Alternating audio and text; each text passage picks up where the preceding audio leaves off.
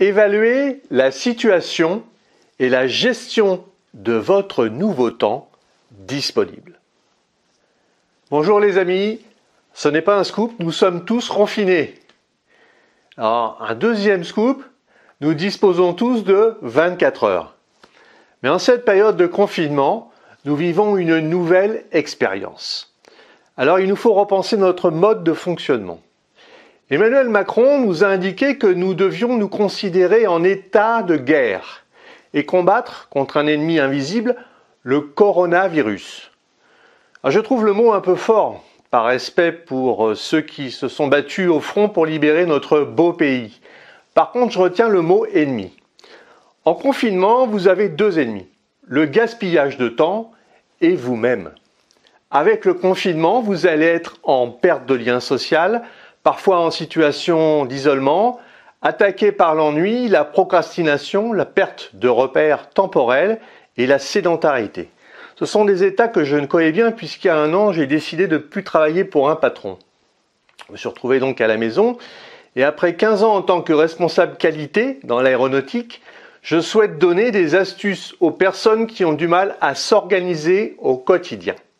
Alors j'ai mis en place des bonnes pratiques pour mieux gérer son temps et j'ai développé un site internet où vous pouvez me retrouver www.lessecretsdechronos.com.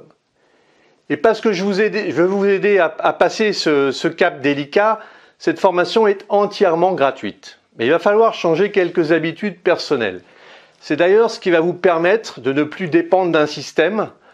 En général, ne gaspillez pas votre énergie. Autant agir sur soi-même, car c'est le seul levier où on a du pouvoir. Cet état d'esprit, vous êtes de plus en plus à le ressentir. Nous ne voulons plus être des pigeons que l'on plume. Et tout d'abord, il nous faut nous protéger et appliquer les gestes barrières. Restez chez vous le plus possible. 98% du temps, ça serait idéal. Lavez-vous les mains régulièrement, 4 à 5 fois par jour, et avec une solution hydroalcoolique quand vous sortez. Toussez ou éternuez dans votre coude. Utilisez des mouchoirs à usage unique. Portez un masque si vous êtes malade ou si vous sortez. Et quand vous êtes dehors d'ailleurs, gardez vos distances de sécurité 2 mètres avec les autres. Si vous respectez tout cela, vous allez sauver des vies, mais surtout celles des personnes qui vivent avec vous sous le même toit. Cette situation n'est pas confortable, bien évidemment, surtout si vous vivez à 4 dans un petit appartement, sans balcon ni terrasse, mais elle n'est pas définitive. C'est heureusement du provisoire. Alors voyons la situation telle qu'elle est, mais pas pire. Pour cela, il faut absolument éviter les chaînes d'information en continu qui sont très anxiogènes. Choisissez vos canaux qui délivrent les vraies informations. Allez sur le site de l'OMS, sur le site du gouvernement et sur le site de l'ARS. N'oubliez pas, également, vous avez un numéro vert qui a été mis à votre disposition gratuitement pour s'informer sur le coronavirus. C'est le 0800 130 000. Il est disponible 7 jours sur 7, de 9h à 19h. Selon Bloomberg, 99,2% des décès causés en Italie le sont sur des personnes qui avaient 1, 2 ou 3 pathologies et qui avaient souffert de troubles médicaux antérieurs avant d'être infectés par le Covid-19. Voilà une autre info.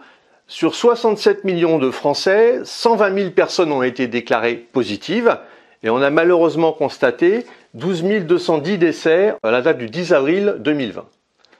Actuellement, on a 100 à 200 millions de physiciens, scientifiques, épidémiologistes, soignants, ingénieurs qui sont mobilisés sur ce combat avec des milliers d'expérimentations, d'études et d'essais chaque semaine.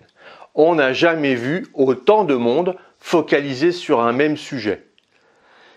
Alors on va parler de votre mental. Votre mental est votre meilleur allié. Alimentez-le, ne sombrez pas dans le triptyque chips, canapé, Netflix. Préférez la lecture ou la formation intelligente. Mais on y reviendra plus tard. Profitez du temps dont vous disposez pour effectuer cette transformation. Vous êtes certainement passé par plusieurs étapes par rapport à ce confinement. Premièrement, vous avez peut-être été surpris, vous n'y attendiez pas, vous ne pensiez pas même devoir rester à la maison. Dans un deuxième temps, vous avez un peu d'amusement, vous étiez content d'être au repos, de ne plus avoir à prendre la voiture pour subir les embouteillages, et vous retrouvez en famille, quelle joie. Et puis dans un troisième temps, vous avez intégré votre rythme nouveau. Alors c'est pas facile, le confinement entraîne une promiscuité difficile à gérer au quotidien, surtout quand vous avez des enfants en bas âge qui ne savent pas se raisonner. Et puis vous vous êtes fait une raison finalement et ça va durer un moment. Mais le confinement, il ne faudra pas le confondre avec les vacances. La différence est importante. Si vous vous laissez aller, vous allez vous faire envahir par un sentiment de culpabilité et votre inconscient va turbiner. Alors, il vous faut trouver le bon rythme, celui qui va vous permettre de passer cette période si particulière en ne retirant quelque chose de bénéfique pour vous et en profondeur. Alors, voyez plutôt ce confinement comme une chance de faire le point sur votre vie et peut-être de redéfinir vos objectifs. Alors j'ai bien dit vos objectifs et pas ceux des autres.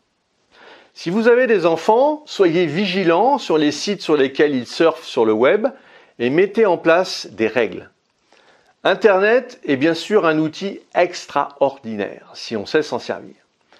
Imaginez ce que serait ce confinement, que ça soit passé il y a 30 ans, sans visio, avec les grands-parents, ni les relations sociales qu'on peut avoir, virtuelles, d'accord, mais bien présentes quand même. Alors prenons vraiment ce confinement comme une chance. Cliquez sur le lien en dessous de la vidéo pour avoir accès à cette formation gratuite. Et retrouvez-moi de l'autre côté pour une formation sur le confinement.